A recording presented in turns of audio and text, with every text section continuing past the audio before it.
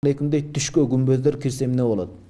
Жалпы түш жооруу жаатында Ибн Сирин, Мухаммад ибн Сирин деген табиин адам болгон. Кудай Таалам берген.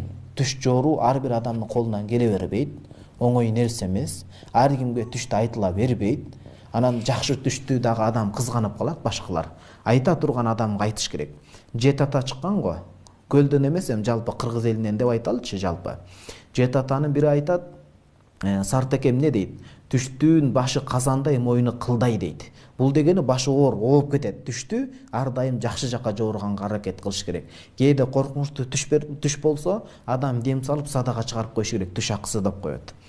Сиздин эми түшкө күмбөздөр кирсе эмне болот дегени Мухаммад ибн Сирин башка алымдар китептеринде көп бул суроо келе берет да. Ушинтип өлүп атыпмын, өлүктү көрүпмүн деп. Ошол китептерге кайрылсак, ошол кандай, бул жерде досконально караш керек ийне жибинечин дейт. Кандай абалда күмбөздү көрүп атасыз?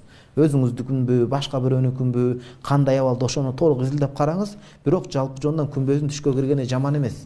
Кээде жамандыкка жоруп койбош керек, жакшы эле дейт. Бул акыйкаттан кабар берет. Дүйнө бул көздү боемоочу, убактылуу бул бүтөт. Ошо күмбөздө барзак жашоосу дейт, кабыр жашоосу бар, даярдык көрүш керек деген мындай эскертме жакшы түш экен да. Кыжаалат болбоңуз, адам катары чынчыл болуп, ак болуп өмүр сүрсөңүз, кандай түш көрсөңүз да сизге зыяны, кедергиси тийбейт иншалла.